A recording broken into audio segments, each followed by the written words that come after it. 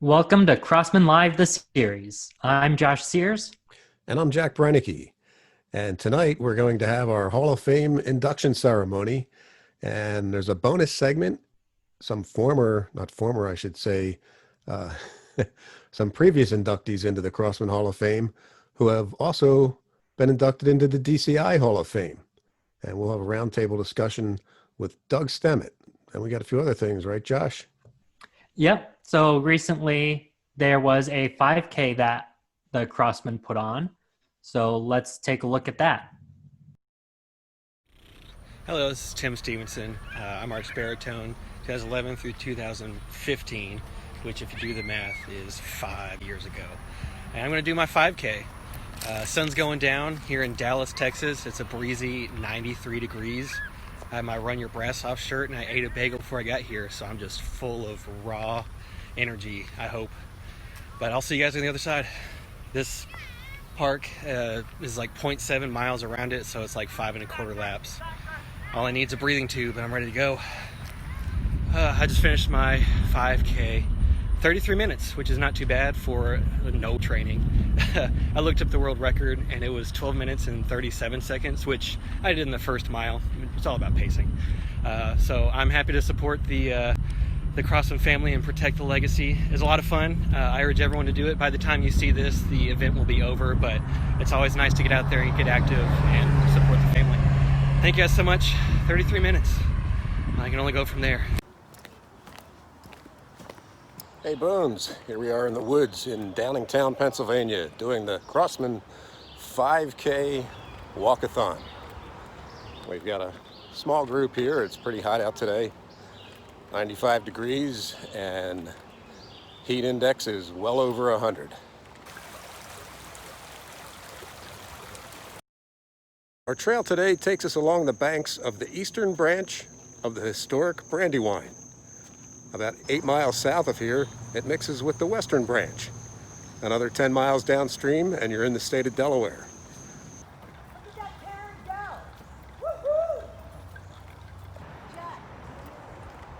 Oh, hey, we got a deer in the woods.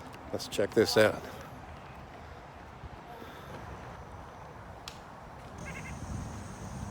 Oh, look, there's a chipmunk on the lower rail.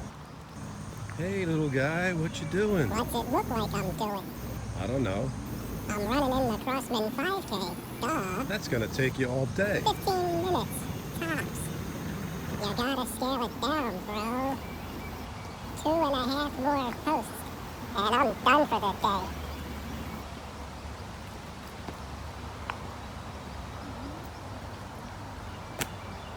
Hey, buddy. Time to go for a swim. Woohoo! Well, here we are at the end of the trail. Nice little shady area. Some bones. Food trucks here.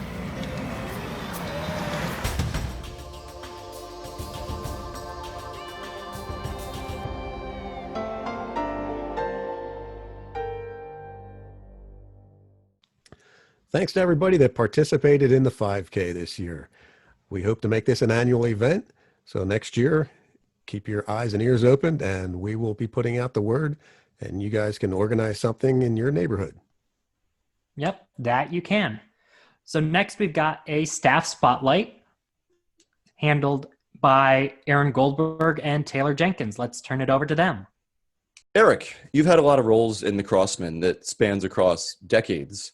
Do you have any favorites or ones in which you felt you were the most impactful for the drum corps? Well, I think by correlation and by the calling, it was about being creative, having the opportunity to design and then see it come to life on the field. And that had many layers. I mean, part of that was it went back to the amazing people I worked with that brought it together. And so there was that journey. And then, as the corps came together, you get to that place of, how will this turn out? I mean, and it was back then, it was still paper and pencil, and unlike Pieware now, you did, you guessed at, you had the tools, but you were looking at what size step it would be. Sometimes it was ludicrous. And I know Dee Dee had a great story when she was talking about well, she was in the garden. I was just saying, just keep running, keep going, you'll be all right. It was crazy at times, but that was part of the process. We learned through that, through like anything, through asymmetry you learn. Eric, you were a performer in the Crossmen before you were a staff member. How do you think that experience, being a marching member in the same corps that you eventually were to teach and to design for, how do you think that experience might have helped you or benefited you? It was, I dare say it was everything. I mean, it was, I was, drum corps is in my blood. My father was in drum corps. So the seed was in me, but my father had passed and I didn't know what I was going to do. And, I met Brian Law at a guard rehearsal. We were, Dan Brown and I were looking into this. This is back in 76, the winter of 76. And he then invited us to a drum corps rehearsal. And we're like, sure, we'll try it. Well, the rest is history.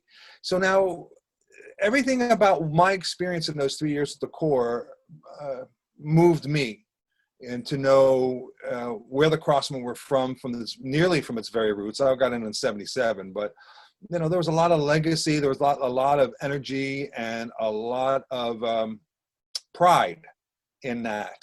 So, that just elevated the honor of being involved. It really did, because it was my corps, quote unquote. It was my family.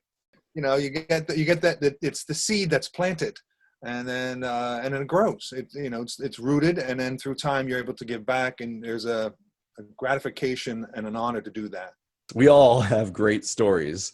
Do you have a good one that you've been telling a lot over the years? So I thought about a lot of different things. When I was a member, what it meant to make finals. That was something that impacted me. And there was that. There was in a bus somewhere in, I don't know, I think it was Utah, and pulling up on the wreckage of the Spirit Atlanta truck. And being part of that, and being connected with that family of people in a unique way, drum corps way, but that was heart-wrenching. When I thought about that question, and I thought about, my gosh, when I think about the length of time and the amount of things that my eyes and saw and my ears heard, and throughout the whole country. I mean, to go to the back door of states and to see things that nobody else would see, all that what played into it. There was more excitable moments. There was sometime, I think it might have been 88, we were on the road and we just couldn't get it together. We were just touring very, very poorly. And it was, we were trying to get our feet up and trying to get it going. So there were times there was a lot of emotion to get the message across, because look how bizarre it all was. I mean, think about all these young people jammed together in buses and just all of a sudden, okay, hey, we're all going to be family now for the next 2 months. It was so unique. So I guess I can't specifically answer as much to say that I'm infused with it. It has no beginning, it has no end, kind of a thing. Eric, I just want to add, I'm assuming to have been there, physically present at the moment that the Crossmen helped Spirit. What year was that in their accident? 79. 79. The bond between the two corps is still, ever strong. I mean, pretty incredible. When Crossmen have fallen out of finals, Spirit makes a delta on the field for finals retreat, and vice versa. They still play together, Russian and Georgia, and it's pretty incredible thing from what I can still go. And so to have been there, at the moment that it happened, and to see that there is still this legacy, over 40 years later, pretty incredible. It is. Rick Reedy just put up an article by Sandy Lester, I think it was. And it was way back in the day, but she explained what happened. And it's really a good article. The detail of it, like I'd forgotten it the night before, we were the only 2 DCI corps in some South Dakota event. And they left the stadium lights on. We went out, we played for each other, and we really bonded. And it was the next day of the accident. So that played, the momentum of that fellowship played into it. And of course, they returned a favor and helped us. And then to this day, they have a special award at their banquet. What would be your Mount Rushmore of Crossmen shows? 97, I think. I mean, 92 is really close too. I mean, I have to toss it up. You need to have mud in order to have a Lotus. And there was just some very tough years, but there was a lot of heart in those years too. 78 was quite unique with the long capes and having a feel about all that and how we looked and how we felt, and we were players, you know. So that had to be up there. And what was the year the Corps did the vampire thing? 2009. I think that was unique. I don't know. It just struck me as, oh, that's cool. The blood cross and, you know, everything about that was kind of very interesting to me. Eric, I want to say as my personal wrap up, we loved you in 1998. We love you Yes. now. You would give some really genuinely amazing motivational speeches. The seeds were planted, and I was just fortunate enough to pass it on. Yeah. Well, Thank you, guys. I really Yeah. enjoyed this, and two of my favorite members. It's good to be with you this evening. Likewise. And I wish all the best to the Crossman family. thank you so much for your time. Thank you. Bye. All right, that was some great stuff with Eric Kitchum in there. Brought back some memories for me. Now our next segment, the segment that everybody's been waiting for, or the two segments that everybody's been waiting for, the Hall of Fame induction ceremony. And first, we're going to have the DCI/Crossman Hall of Fame members. And that is hosted by Doug Stemmett. Take it away, Doug. Good afternoon, and welcome to Crossman Live, the series. Today's Hall of Fame special episode. We've got a special segment with the individuals you see on the screen today, and they all have a unique distinction and connection. They are all members of the Crossman Hall of Fame, but they are also in the Drum Corps International Hall of Fame. With us today, we have Tom Hannum, who was a drummer in the Corps and staff and went on to great things with many other corps and with the University of Massachusetts and percussion clinics and just hundreds of things. Tom was inducted into the Drum Corps International Hall of Fame in 2001 and the Crossman Hall of Fame in 2003. And then in the upper right-hand corner, we have Ralph Pace, drill designer extraordinaire for the Crossmen and instructor in many other drum corps throughout the years. Ralph was actually teaching when I was marching. As a matter of fact, I have a connection, I think, to everybody on the call today that I either marched with, taught with, or was directed by. So I feel honored just to be in your presence. Ralph was inducted in the Drum Corps International Hall of Fame in 1991, and then the Crossman Hall of Fame in 2003. Right there below Ralph is Jim Coates. Jim Coates taught the Corps back when I started to teach and also when I was marching. He then went on to direct the Crossmen in, I think, the 2000 years along there somewhere, and then also Carolina Crown, winning a Drum Corps International Championship with them as well. He was inducted into the Crossman Hall of Fame in 2003 and the Drum Corps International Hall of Fame in 2018. Next to Jim is Bob Morrison. Bob Morrison has the distinction of being the first Drum Corps International Timpani Individuals Champion while he was marching with the Crossmen, then went on to be a leading arts advocate throughout the country and the world, continuing to take that role, as well as a grand history of teaching a variety of drum corps after the Crossmen. And then last but absolutely not least is Harold Robbie Robinson. Yes, he is inducted into the very first class of the Crossman Hall of Fame in 1999.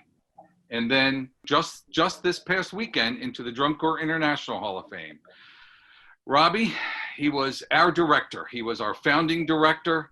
And as you can see, his partner behind him, Charlotte, they guided us. They were our drum corps parents throughout, and really just why we're here today to discussing this. So really welcome everybody, and just glad that you could all join us today. Well, Bob, you went on after Crossman to do a variety of things. You know, a little bit of this, a little bit of that, but all the time I've been involved as a music advocate and advocating for others to have the opportunities that I had. And that comes from the opportunities that I had with the Crossmen. It's one of the reasons why I went into teaching was because folks gave me the opportunity to be, in the Crossmen, and with Robbie and Charlotte opening the door, and Hannum and Chris Thompson not throwing me out after being late for the first rehearsal at Marple Newtown High School. But I used that to kind of drive my focus. So I went into teaching to give others a chance. And when I was teaching, I'm like, there's got to be a way to have an even greater impact. And that's really always been the driving force for me, is the opportunity to try to give others the same opportunity that I had from being involved in music, and particularly being involved with the Crossmen. I mean, that, when you talk about the impact that it has, it was that engagement with the Crossmen that has put me on the trajectory in my life career that I'm on. Thank you. That's great. Tom, you and I marched together in Brookhaven way back in 1969. We were both little kids then, all the way through. We kind of stayed together all the way through our relationship, teaching together in the Crossmen after we marched there. And then you went on to some a variety of things within the pageantry arts, not just drum corps. So how did your time with the Crossmen impact your career? As a marching member, it was the culmination of being able to perform, and the Corps, fortunately, we were lucky to have people like Robbie and others that were able to navigate us through this merger, with the 507 Hornets, and Ralph was, teaching there. There's a DNA in the Crossmen, that is a byproduct of that, how you come together and merging, and you're overcoming things that most people, would stumble with. It still lives on today. Our whole thing all along was, man, we so badly wanted to try to get into being in a DCI finalist level corps.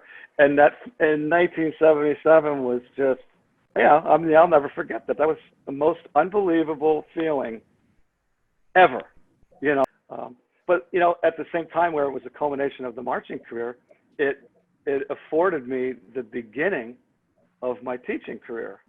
So I was very lucky because it really, one thing, you could say the end of one thing led right into the beginning of the next chapter. And well, what the Crossmen gave to me, first of all, Robbie, congratulations again. I didn't get to say it personally to you, and I wish I would have. I did mention when I did my Hall of Fame acceptance speech or whatever at DCI that you were one of the ones that gave me a break. You gave me my first break and wanting to teach at Crossmen and started there in the color guard. And I really got hooked at an early age. Same as Doug and Tom. I mean, it was when I was 11 years old, probably 9 years old, 11 years old, little town, and had a drum corps started, and my parents kind of kicked me out the door and said, you need to do that too. And so I did, and for some reason, it's become part of my DNA to just do it all the way through. I've been extremely fortunate. Okay, thank you. And again, congratulations, Robbie. It's all transition to learning and a teaching aspect of coming from a Marine background, and all of a sudden you realize it's okay to step back 10 steps and come at it from a different standpoint of believing that each kid has a potential, and it's up to you to support them to be the best they can for that moment, and then for the next moment, and then the next moment, and the next moment. So they're in a constant growth situation, understanding how to support someone and through their nose and all their walls, that no was just for that second. They had the next moment to create that yes. And when you see that twinkle in the eye that the Crossmen, and a lot of them did that after like 77, when they got off the field and they came up to you and they literally just state, if it wasn't for me, I said, no, it wasn't for you, because you allowed yourself to go past your best to beyond. that's what the Crossmen taught me, because it forced me to change my attitude, my concept of teaching. Once you take that avenue of knowing that that's all drum corps is a support pack factor for allowing younger kids to have the opportunity to have that continuity and that group aspect of a team effort to win, and staying focused on that no matter what. That's what Crossman allowed.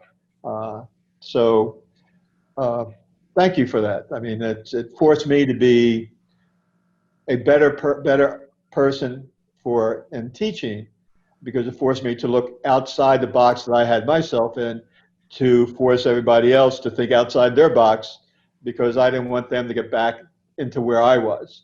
So that's, once you've learned that, you don't want to see anyone fall back. All you care about is pushing them forward, no matter what that takes. They need to know that you totally believe in them. Robbie would appreciate this one. A memorable experience to me is when you know you're into it and you have to go forward with it. The first truck stop, the year I took over or whatever, and we pulled in and they fueled up all the buses. And they came to me for the bill, and it was like $2,800 for fuel that night. And I'm sitting there going, holy shit, how am I going to do this? This is the first night. I didn't know, I had no freaking clue. It's just, all right, well, dig in, and, out the cash came, or the credit card, whatever. I think it was cash at that time, even then. But but what came to light was, I'm sitting there on the curb, like almost putting my hands in my head, my head in my hands, sitting there just ready to go. I should just turn around and walk out of here. But I saw everybody like loading back up, or, just the kids. And it was a matter of, at that moment, realizing that now my job is to serve them and their purpose. They want to perform. And that was the first, really, the light went off after so many years of doing this. At the intimate level for me was when I looked at their faces and I saw how excited they were to get back on the bus just to get to the next stop, to the next show. Well, the first show at that time. And I remember sitting on that turnpike with, like, I got it. This is what I have to do. I'm into it. I took the step. In my case, it was not taking the step back, because the other 3 or 4 guys that were looking to take Crossmen on at that time took a step back, except for me, and I stood still, and I didn't realize that was still considered taking a step forward. But that night was a matter of the emotions that I felt from seeing the members' dedication to what they had just done. They put themselves out and said, we're getting on the bus to go on tour, not knowing what was going on to go on tour, and not knowing any of that. But to me, that was the experience that gave that to me. And I've used it probably every year since. I think back on that one. That's why it's so vivid in my mind. Oklahoma City, and obviously you were there with us, is my pick yourself up by your bootstrap speech, which is still going around members of the Corps today. I still get, why did you pick yourself up by your boots today? Oh yeah. And that was the most important thing, especially when we were on the California tour and we were out between Albuquerque, New Mexico and the Raritan Passage. And I lost all the tires, and I didn't realize that, and the truckers told me this later, that when you're driving out there, you have to stop about every hour and let the tires cool down. Well, I didn't know that. So we ran out of tires, and I was sitting on the curb or the side, and a train was coming up from Albuquerque, a passenger train, and the kids all got out near the road, and we're going like, hey, slow down, we got to get going here. But anyway, the bottom line to that was a very serious thing that happened. I was fixing it. I was putting the jack under the car. I figured it out. I said, okay, we're going to take this tire off, and then we're going to take this tire off and put this tire up here. And I had it all figured out. And I got under the bus, partly under the bus, and was jacking it up. And the bus started to go like, and I think it was oh, I can't remember names now, but one of the kids that was really into it with me grabbed me by my two legs and pulled me the hell out, or that bus would have been on top of me. And then he wouldn't have all this fun today. So, That's a moment. yes. But the biggest memory that I have, and I talk about it all the time because it was my rookie season, 79, first tour, going to California. We're in Wyoming, and we come upon Spirit's truck on the side of the road that had fallen down to the embankment. And Spirit had just gotten, brand new Slingerland drums. And, I guess as Robbie was telling it the other night, reminded me of the fact they were about to pull they were going to pull the truck out of the ditch without unloading the truck itself. They were just going to pull it out with all the equipment on it. Well, Robbie came on the bus, told us to get off the bus and start taking stuff off of the truck. So we took everything off of the truck, loaded it into our bus. We had drums on Herbie on bus number 3, drums all over the place. We drive up to where Spirit was at a truck stop, about an hour ahead of us. And when we get out, we brought them, took all the gear off, and Tom Float had the drum line under a pavilion and called over our drum line. And as a show of thanks for rescuing their drums, they had brand new Slingerland keys on these red lanyards that they were hanging around their neck that they used to tune their drums.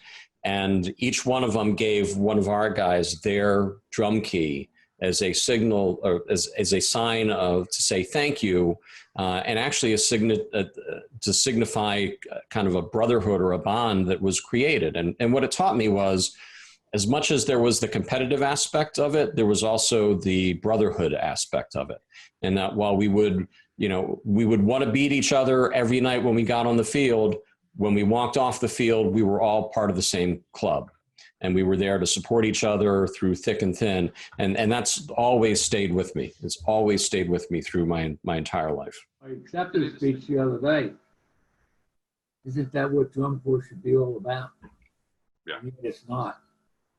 But between the Spirit of Atlanta and Crossmen, it's been very tight for 40 years. It seemed like every time something happened to them, like when Jim Ott was killed on Interstate 55, we were there.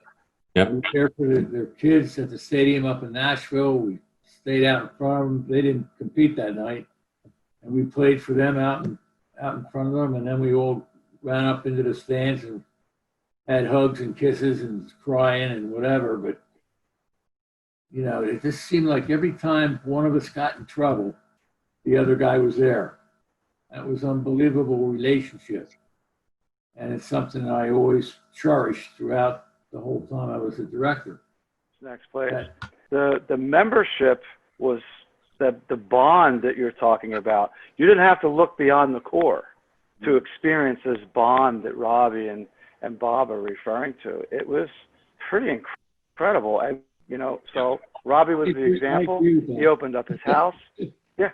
I mean, you and Charlotte opened up your house to all of us, and that was the example. And whether we knew it or not, and it set the tone for how everybody interacted with each other. It was awesome. That's what's great about like Charlotte and that whole behind the scenes staff. They allowed you to create whatever you could to support the kids and to think outside the box. And as far as painting, that was just me looking at what KISS did. And I thought at this point, we need to do something special with the drum line. So yeah, I painted all the drum line. And they looked at me like I was crazy. And a few other words like went along with that. What are you doing? What are you doing? But you had to be different. You had to think outside the box. You had to set some standards. This is like dance that year. That was the first time a color guard really totally danced as a group with the capes and everything else. And then it picked up from then on with some of the other corps the following year. But it was just, the kids made it come alive. And it came alive because of who was behind the scenes, who was the support factor behind that and the willingness of every staff to think outside the box. I have two more questions, but I'm going to kind of combine them just for the expedience of time a little bit. And the one was, you know, who was your biggest, or who do you consider maybe your biggest influence in your drum corps career? And it doesn't have to be from the Crossmen necessarily, because we all have influences outside that maybe helped our career. And of course, for me, all of you, you know, were huge influences on me, whether it be teaching or marching with, or, you know, directing, all of that. The first part of that's easy. My biggest influence is on the call. It's Mr. Hannum. You know, from the time I came in to that first rehearsal, through growing through the activity, through the corps, as the corps evolved, as the percussion section evolved, then as we went on to do additional work, you know, writing together for several years, and then in my job at Pearl, and Tom was a clinician. I mean, we've had, our relationship has had so many different contours to it that, you know, it's unquestionably, you know, Tom has had the greatest influence on my life. And I would also say that, you know, but it's also the corps as well. Because I think you'll see behind me is over here. That's my Aussie from '82. And it's sitting on a drum that I designed, you know, with Pearl. And I've got lots of awards and accolades and Emmy and a Peabody and all things. And I do hundreds of presentations, but what people see is that Aussie over my shoulder. And it's there to remind me of my beginnings, of how the things that opened the door for me. So I keep that very prominently placed. I didn't put it there just for this call. It's been there for the past 7 years, I think, since I pulled it out along with a Spirit Delta. But the advice that I would give is, you know, necessity is the mother of invention. And right now we are in this great time of, because of the virus, because of COVID-19, and because of the restrictions that it's put on us, we're having to reimagine how we do things across the board, not just as it relates to drum corps, as it relates to society, as it relates to education, as it relates to everything that we're doing. We have to rethink our approach. And I think that people have to be open to focusing on what can be done, and not get hung up on what can't be done. Because if you get hung up on what we can't do anymore, it paralyzes people, and they just end up wallowing, as opposed to looking at it from the standpoint of, you know, maybe there's an opportunity here for us to reimagine, to rethink, and that even, I believe that once we come out of COVID-19, quickly, we hope, with a vaccine, and we can begin to return back to some sense of normalcy, there are going to be things that we bring with us from this time that will make us better, that will make our drum corps better, that will make our education system better, because we were forced to go through this situation where we had to be inventive, be creative. And I think for, you know, so what Ralph was talking about, you want to always lead, you want to be creative, you want to be imaginative. Now is the greatest opportunity to, you know, to utilize those skills, to reimagine how we can do our activity that we love so much and that we miss so much right now. As far as words of advice, I mean, hey, I would say for a lot of the students nowadays, you know, put the phone down. Put the phones down, get in there, talk to some people face to face, learn how to communicate in a live, interactive environment. And it could actually be a difference maker for people in terms of how their careers unfold. And I say it is somewhat laughable, but it's kind of, there's a lot of truth to it. It's the last thing I would say is don't go away. You know, like there's so many people that, like if you go to drum corps and you get into the rehearsal, just don't go away.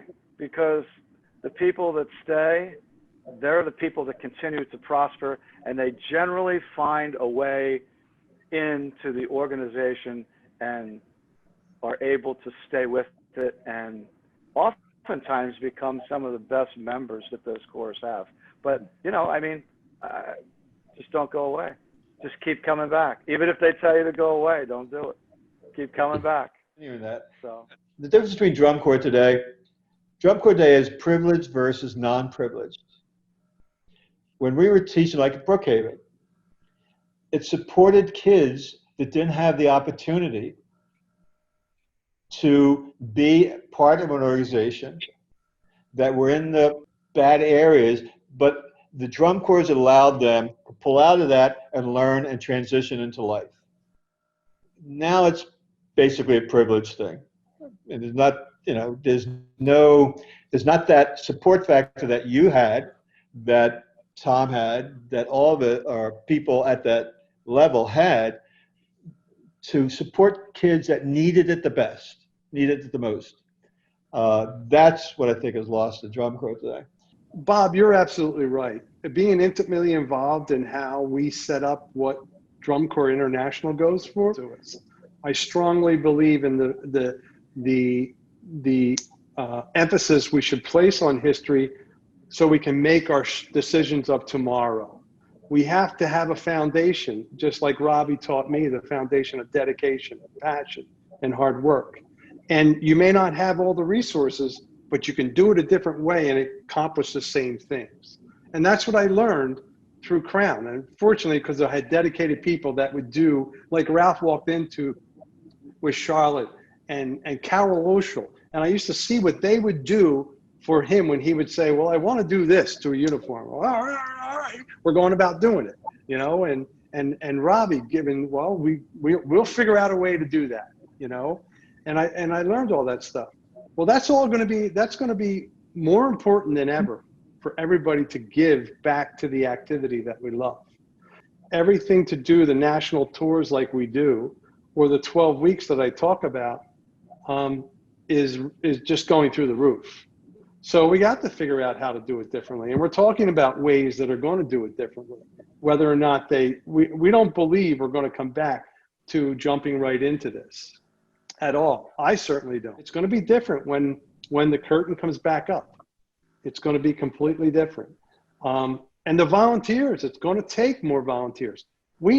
I will tell you, and I'll speak from my standpoint with Crown, we only have a couple of handfuls of volunteers. Everyone else gets paid something because they learned how to put their hand out. And then it makes me feel guilty and therefore I go, well, okay, it can only be maybe 10, 20 bucks, or pay for your gas, do whatever. But everybody's gotten into getting paid because they think that, you know, we can do it, we can afford it. That's changing all. And most importantly, the kids. The dedication that they've showed us during this period of time is because of the group of staff that we've had. And I can only speak my own personal experience, but every corps has done this, where there's one or two people, key people, 3 or 4 key people that continue to program on, continued the engagement with the members so they understood what this time is about. It's being humble, it's being about a dedicated, and it's about living your passion. And if you want that passion, then as Tom said, hang on here. We're going to rely on you when we get kickstarted again. And you're going to be the one that's going to kickstart us. So the biggest thing is change is upon us. We all know that. It's going to be no different when we go back. And to get that curtain ready to go up is probably going to be a lot of the dedication that it took before, but it's going to be done a different way. And we have to be open and receiving of everyone around us to know what that is. And more importantly, help each other. And that's what I say is going to be a key component of how we go forward. So right now, That's great. that I've thought about a lot after I was inducted into the Hall of Fame. In my mind, my Charlotte deserved one of those, whatever you want to call it. She put so much work in here. I had to send her home one time because she had pneumonia. And she just worked herself. By the end of the season, after she woke up, I would have to take her out on a vacation or something so that she could get herself back together. And my God, she did so much for the Corps that anything that I got, she deserved half of, maybe more than half of. For the way she organized, she was the one that organized the souvenir truck and the kitchen. We started out in a pop-up trailer when we went to Atlanta that first year with bags of cereal and milk, and she would go out in the middle of the night and get 50 gallons of milk. You know, it was incredible. And you never think about that thing when you're doing your own thing, but she really took care of the kids, and I miss her very much. And one of the things I told the Corps as a whole was that, you know, this is your orientation into life, what you're doing now with the Drum Corps. There's no more draft anymore, so you're not getting drafted into the Army and they're beating the heck out of you. So you go to a Drum Corps, you know, that travels a lot like we did, and you learn how to get along with other people and how to it teaches you a lesson in life. I always compared the Army to it. Well, you know, one of the things that Tom always said, and we've talked about this often, but, you know, even early on when we were teaching together is, wouldn't it be great if every kid in the United States had to do at least 1 year of Drum Corps? I absolutely agree with that. Amen, I think brother. amen to that. Yeah, amen to that. Yeah.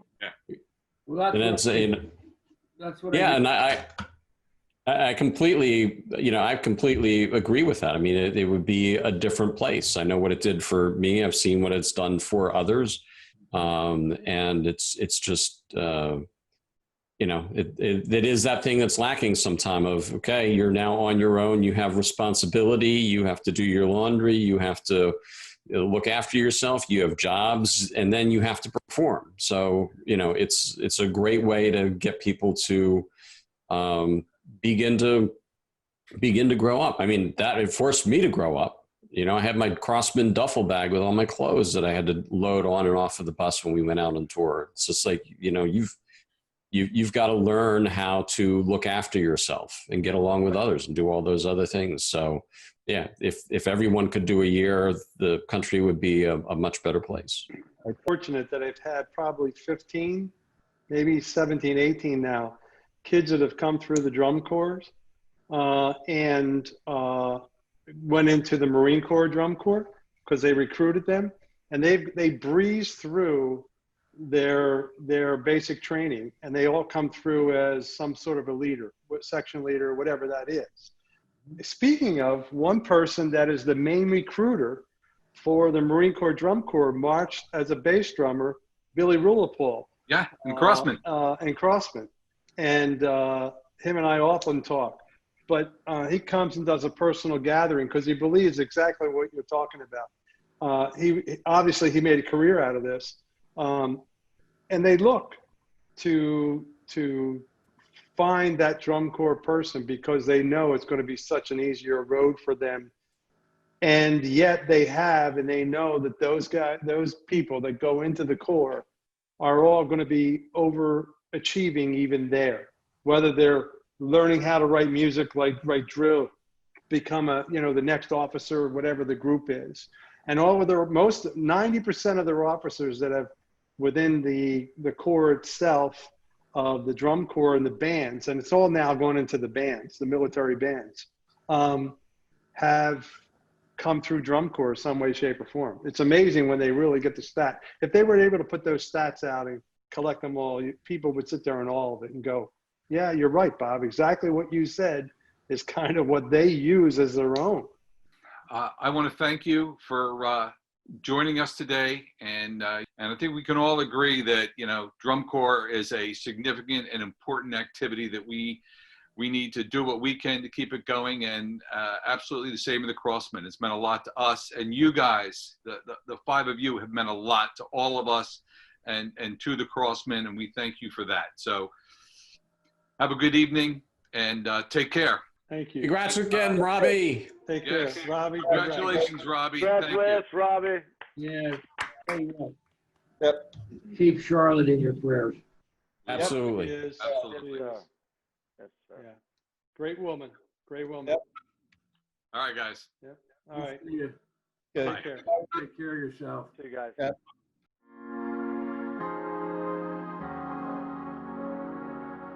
It takes a huge effort and lots of different talents to run Crossmen Productions. We are led by full-time staff members supported by a board of directors with a variety of backgrounds, but we need more. We need help from volunteers with expertise in specific topics to provide us periodic guidance. We are seeking your unique skills. Can you help us lead a specific topic or a particular need?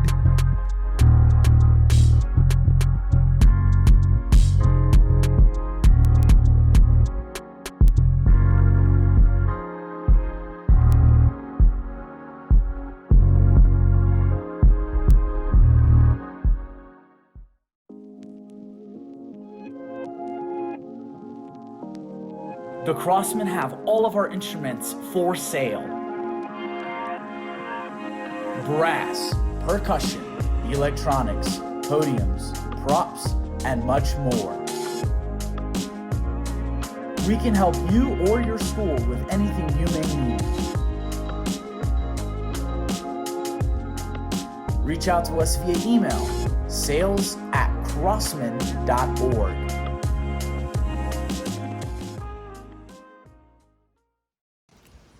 When I woke up this morning, it hit me. It's August 1st, DCI East, Allentown. And in an alternate universe, there's a lot going on today, but not in this one.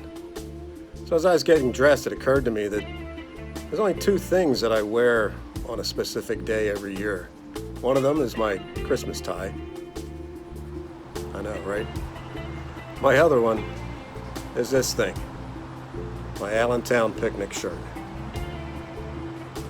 I've been wearing this every year on DCI East for as long as they've been making these shirts. And I thought, you know what would be cool? This. That's right, I did it. I jumped in my car and I drove to Allentown, to the Big Screw, where the Allentown picnic first started. Now, I know this thing isn't called the Big Screw. It's actually got a name. It's a work of art. But we met here for years.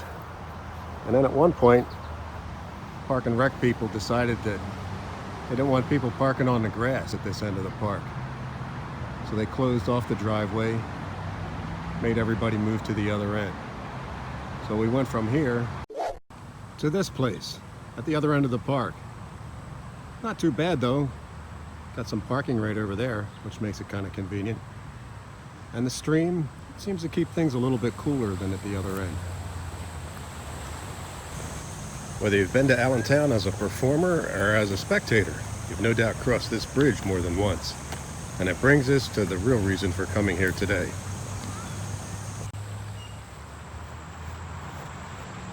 Welcome to the Crossmen 2020 Hall of Fame induction ceremony. Our first inductee is Denise Ebersol.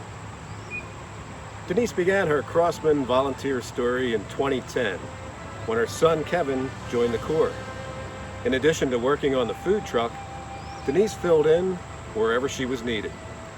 Now you would think that story would have ended when her second son Connor aged out in 2016, but it did not. Denise returned to take on the difficult role of food manager for the winter camps, making the 4 to 5 hour drive from her home in Dallas to San Antonio for every camp, including spring training. When Denise is not working the food truck, she can be found sewing uniforms, selling merchandise, shuttling members and staff to and from the airport, selling raffle tickets at events, and lending a hand at the annual golf tournament in Dallas or the showcase in the square on Father's Day. Although Denise is working tirelessly while with the Corps, she always finds the time to spread the love that is the essence of the Crossmen family. New parents find her welcoming counsel both informative and reassuring. If they can't speak to her in person, they know that they can go to the parent Facebook page where Denise is happy to answer all their questions. Another thing Denise is happy to do is house, feed, and transport out-of-state and international members to and from her home before and after camps and during spring training. Denise always treats anyone involved in the Crossmen as a member of the Ebersole family. According to her son Connor, the Crossman is a major part of her life and brings genuine joy to her heart. From the very beginning of Denise's volunteer story in 2010, in addition to everything else she was doing, Denise has always been among the first ones to help unload and one of the last ones left after packing up. She's the last one asleep at night and the first one up in the morning, giving the staff and the admin the freedom to do their jobs. This commitment did not go unnoticed. In 2013, the administration presented Denise with the prestigious Crossman Volunteer of the Year Award. Now, in 2020, with her induction into the Hall of Fame, we recognize Denise Ebersole as the Volunteer of the Decade. Ladies and gentlemen, the Crossmen Alumni Association, and the Crossmen Hall of Fame Committee are proud to induct into the Crossmen Hall of Fame Class of 2020, Denise Ebersole.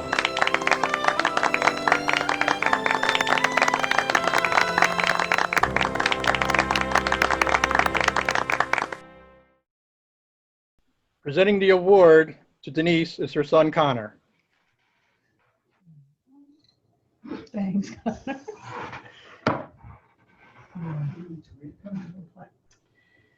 Well, thank you. I'm still shocked and surprised by this whole thing. It's a great honor. And amongst everything else, I'd really like to congratulate Sonny and Chris, the other two nominees from this year. It is a huge honor to be in this group of people. It's people I've always looked up to, I've always admired their dedication. And over the years, I just kind of sometimes felt like a hanger-on because I love the course so much. I just love going down and hanging out and having a good time. And yeah, it has become a job. There are parts of it that I have been assumed as my job, introducing and recruiting new volunteers each year, running the food truck at camps. But I do it out of love. I do it for the activity, and it's fun. Great people.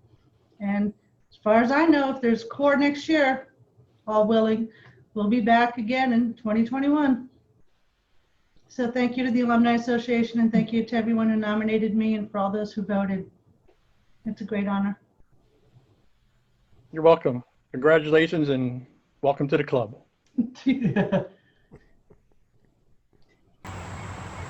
Our next inductee is Christopher Feist. Chris Feist marched in the Crossman snare line in 1983 and 1985.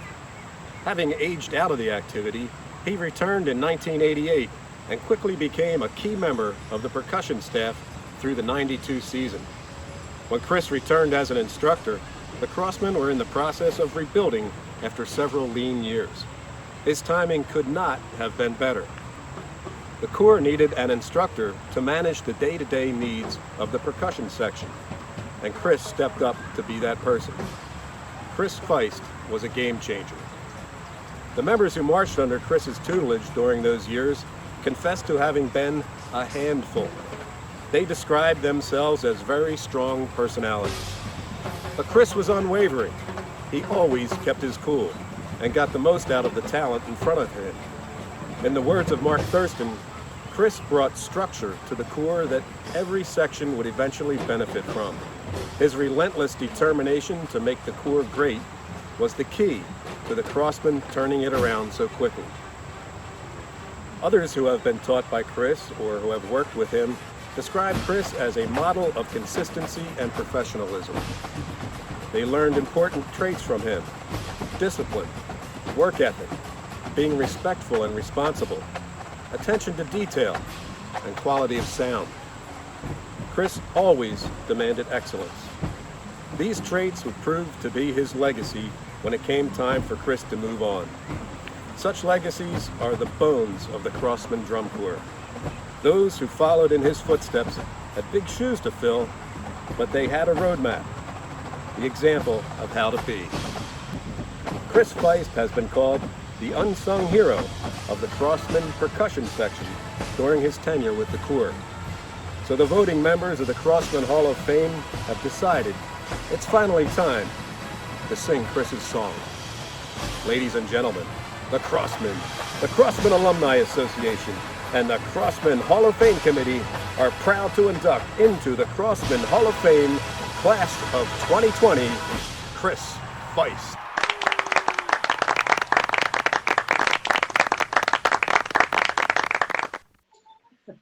And presenting the award to Chris is Dan O'Neill.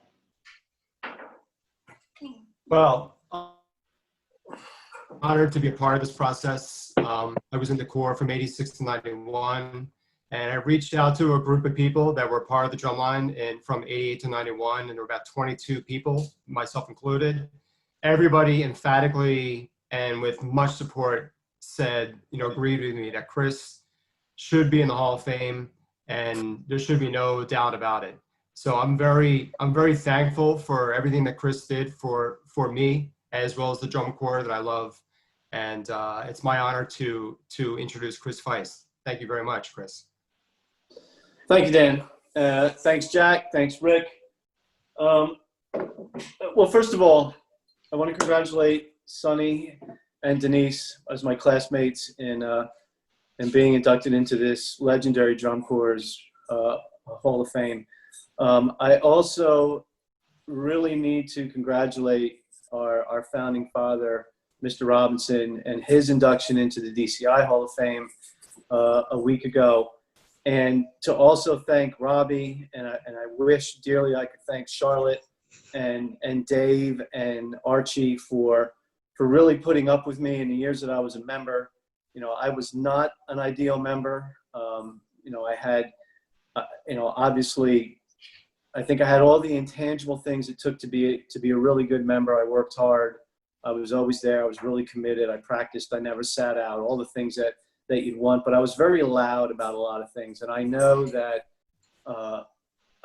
thinking back on the 2 years that I was a member, that, I should have been better. And, how that translates to when I came back to teach the drum corps, the drum corps was just getting over the hump of almost not being in existence. And, as Eric would say, the corps had momentum. And to get on board at that time and to help build that program and to help get the drum corps back into finals, it was all the things that I wanted when I was a member. And, I was so determined to be a part of, getting the drum corps back to when I, the things that I saw that attracted me to want to be there. As a 16-year-old that saw the 1981 Crossmen drumline outside of the Harrisburg Forum, that all I wanted was to be a part of that was really all I was after. So, to come back and to be able to teach and to be a part of that wonderful group of people, that staff that was so determined and worked so hard and was so committed to just doing whatever we had to do to get through that day and get to the next day and keep getting better, then get to the next day and keep getting better. And that it really was that difficult. And we didn't complain, at least not outwardly. What we did on our bus is what we did, but that's how we got through it.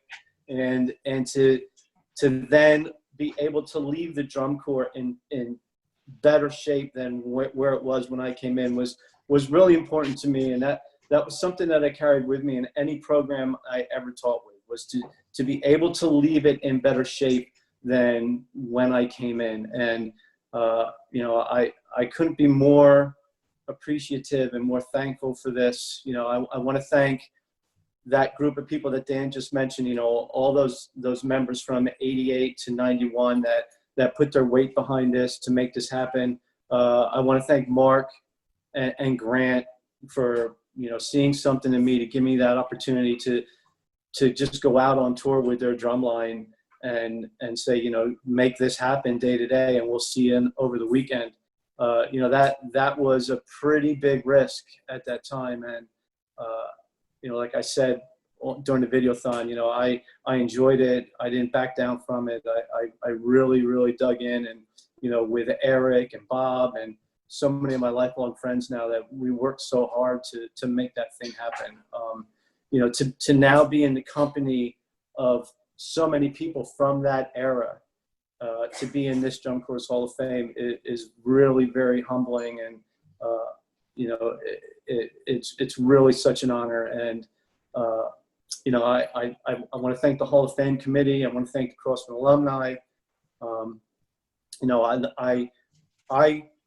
I really tap into those years almost daily.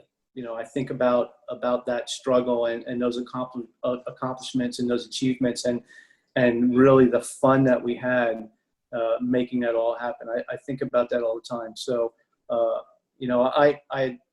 I was honored a few years ago to be inducted into the Buccaneers Hall of Fame, and I started that speech with, no, I don't think anybody walks into a drum corps their first membership day and says, I'm going to be in this drum corps Hall of Fame someday. And that wasn't the case with the Buccaneers, and it certainly wasn't the case with the Crossmen.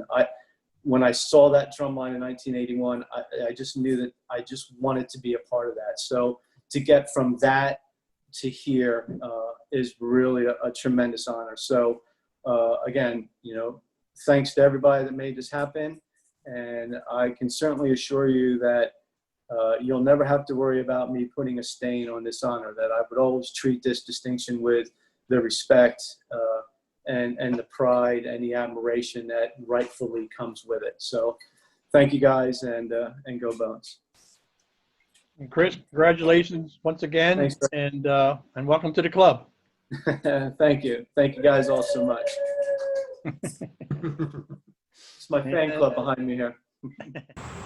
Our next inductee is S1-E McQuiston. There have been many individuals throughout the years who have been key to the growth and success of the Crossmen Drum Corps. Many are in the Crossmen Hall of Fame. However, there is only one individual who is the key to the existence of the Crossmen. That person is Woodrow S1-E McQuiston. In the late 60s and early 70s, S1-E McQuiston was the director of the 507 Hornets Drum and Bugle Corps. He started as a volunteer bus driver and quickly stepped up to fill the role of corps director.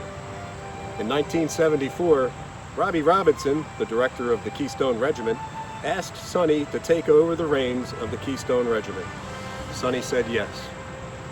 The 507 Hornets were from Norwood, and the Keystone Regiment was from Newtown Square, a mere 9 miles apart in Delaware County, Pennsylvania. For this reason, many of the members from each corps knew each other from school, were related to each other, or had marched in both corps. During the early 70s, older members of both corps became interested in the newly formed drum corps organization known as DCI, and they dreamed of marching at that level of excellence. Even though the two corps were competitors, sometime during the 74 season, thoughts of a merger began to circulate among the leaders, and they approached S1-E with the idea. Because of his connections with both corps, S1-E was the one and possibly only person who could pull this off. After pitching the idea to the boards of directors from each corps, S1-E got the go-ahead to schedule a joint rehearsal at the Hornets practice site at the Boeing Company, later to be nicknamed Boeing Beach. The get-together was a success. Sadly, S1-E was not chosen to be the director of the new corps. The boards from both corps felt that Harold Robbie Robinson, with his business background and years of drum corps experience, would be the right person to lead the newly formed Crossmen. S1-E accepted this decision and humbly opened the way for the best path forward. To this day, S1-E keeps in contact with his kids from 507 and Keystone to see how they are doing. He has sat quietly in the background over the years, watching his creation become one of the nation's most successful and historic drum corps. He has never asked to be recognized. Well, this year, the Crossmen Hall of Fame has widely decided that better late than never applies here. Ladies and gentlemen, the Crossmen Alumni Association, and the Crossmen Hall of Fame Committee are proud to induct into the Crossmen Hall of Fame Class of 2020, S1-E McQuiston.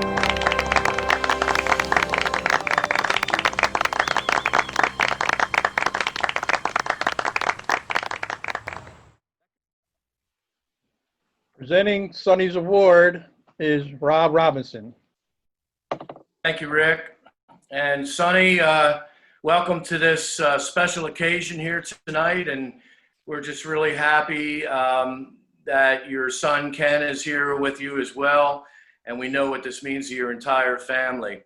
You know, around these Drum Corps Hall of Fame circles, we often hear the term way overdue. While I believe that that may be true here, I also believe that this is the perfect time for this to happen to you. I'm just so happy that, I was tapped on the shoulder by the good Lord and just made that call to you that day. We had a chance to talk and listen to the story of what really happened back there in '74. And so it's with great honor that the Crossmen Hall of Fame presents you now as a member of the Crossmen Hall of Fame. And here you go, pal. Welcome. Well, thank you. I'll find a proud place for it.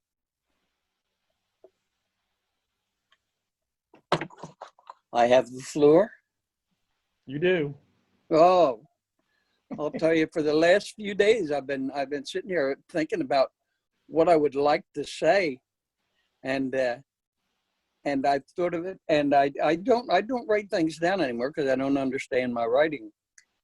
But I think back to those days, and I love the kids in both of those corps. I watched them grow up. I saw us put together 507 from a bunch of kids. I think it was 20 or 30 kids the first time I showed up, and they asked me to teach them how to march in a parade. And it just went on from there. When I got to be director, one of the first things I did was move the corps to Norwood, where we had a great practice facilities, and that the 507 post said that they will financially back us when we need the help.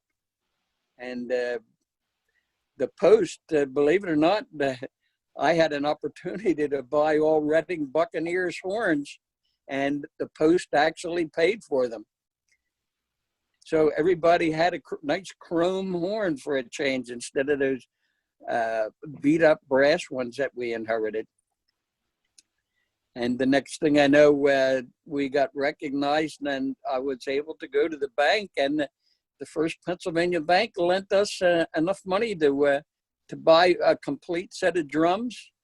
And by 1971, we were ready to go on the field. And from that time on, it has just been a steady climb, with things getting bigger and better every year.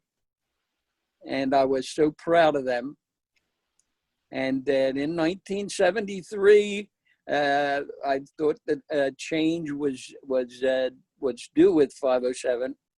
So there was a new director, and I guess within the week, I got a phone call from Robbie asking me to come up there, and I said, do I want to do this right away? And I told myself, yeah, I miss being around kids.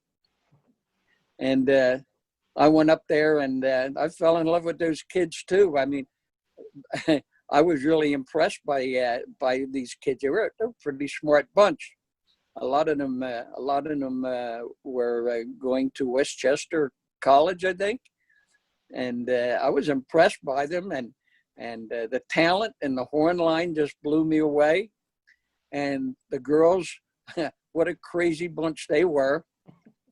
They used to sing to me on the bus all the time when I was driving. Sonny. And I did miss that when I left. But as things were going on in 1974, I think that both corps had reached a level that was going to be to go any higher was going to be very difficult. So I started talking to the kids in both corps, and I said that, what would you think about merging with Keystone Regiment? And they all got excited about it. And then one weekend, the Hornets had off, and I invited a group of guys from Hornets to accompany Keystone on a trip we had that weekend, just to have them mingle with the kids in the Corps. And they did, and it went over like you wouldn't believe. They all liked each other, and they just filled in. So I talked to other people, and I got permission, and I set up a meeting with the 507 post at their next board of directors, and went in and sat down and talked about the kids and talked about the changes that were taking place in the drum corps world, and how the corps had to get bigger and better, and that we could do that. And before the end of that meeting, it was unanimous that they said, go ahead, we want the corps to merge. So the next and last thing that I did was schedule that first time. I don't want to call it a practice, but it was like a get together at Boeing Beach. And it was like, that was the super glue that put them together. And from that point on, there was no stopping them. And I stepped back out of the way. I knew that they picked, actually when it started out, they said they picked Robbie and me as co-directors. Well, I didn't really think that would work too well, because I know Robbie's Robbie and Sonny's Sonny.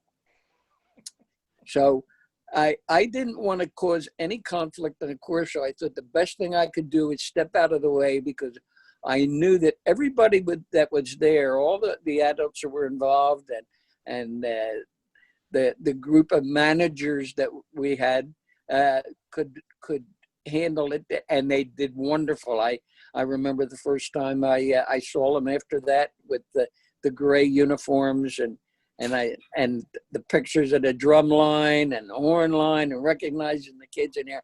I really felt proud. And I don't know what more I could say about it, except that I was totally excited to see how far they went in that period of time, when right after they merged, to the point where they got to compete against all the big boys, more or less. And I don't remember what year it was that they made finals. Who knows? 1977. Was it? And that had to be one of the proudest things. Yeah. And I love all the stories I heard. I love the story about the Spirit of Atlanta. Yeah. I loved your dad's speech. He prepared quite a long one there. Yes, he did. I could not compete against that. But I am so proud. I am so proud that I was awarded this. And I'll tell you, the one strange thing is that all of a sudden I feel like I was a part of it all.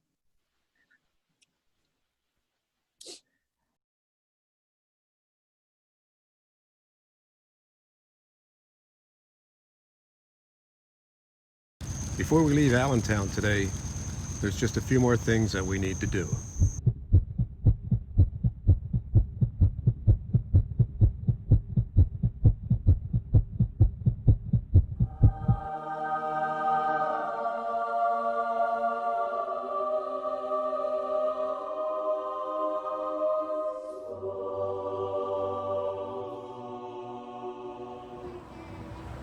So this is usually equipment truck row, the stretch from the stadium up to where the next street comes in. It's always so cool to walk through here after the show. Everybody's loading back up, getting ready to head to Indianapolis.